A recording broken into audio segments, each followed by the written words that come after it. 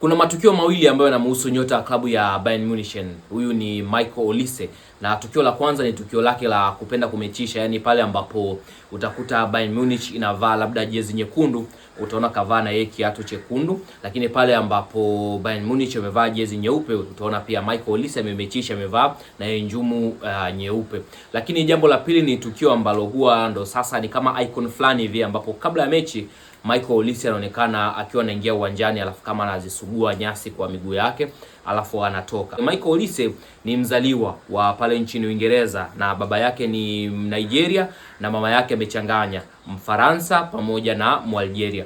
Na katika makuzi yake ya soka, Michael Olise alikuwa na uwezo wa kuchagua kuchezea nchi nne. Nchi ya kwanza ambayo alikuwa na uwezo wa kuichezea ni nchi ya Uingereza, ambapo ndipo alipozaliwa. Nchi ya pili ambapo alikuwa na uwezo wa kuichezea ni nchi ya Nigeria, ambapo ndipo asili ya baba yake. Lakini nchi ya tatu na ya nne ni asili ya mama yake, ambapo amechanganya Algeria pamoja na Ufaransa, ndipo ambapo alikuwa na uwezo wa kuchezea. Lakini mwisho wa siku aliamua kuchagua kuichezea timu ya taifa ya Ufaransa. Katika makuzi yake ya soka amepita katika academy mbalimbali, ikiwemo academy ya Arsenal pamoja na academy ya Chelsea. Kote huku hakuweza kushine, lakini alikuja kuonekana akiwa na klabu ya Reading, na baadaye akajiunga na Crystal Palace, ambapo ndipo alipotoka na kwenda kujiunga na klabu ya Bayern Munich.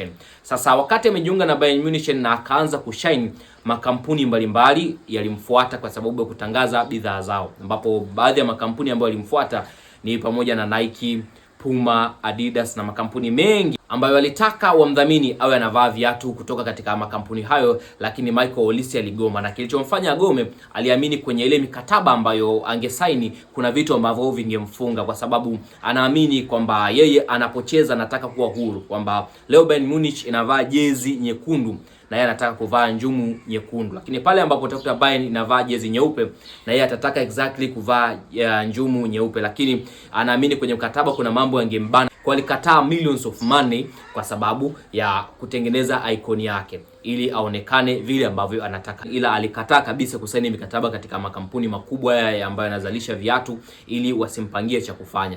Jambo la pili ni jambo ambalo linaonekana hapo kwenye video. Mara nyingi Michael Olise kabla ya mechi, ukiangalia hata kabla ya mchezo dhidi ya Real Madrid, dakika 15 kabla aliingia akawa kama anakanyaga nyasi vile, akawa kama anazisugua hivi kwa miguu yake. Lakini mwenyewe alizungumza kwamba anataka kujua zile nyasi zinakuwa ziko katika hali gani ili na yeye ajue anavaa viatu gani. Lakini pia alisema hii ni ishara ya yeye kutaka kuzizoea zile nyasi na zenyewe zimzoee kabla ya mchezo husika, ili pale anapocheza awe huru na tayari nyasi anakuwa ameshazizoea na anajua avae aina gani ya kiatu.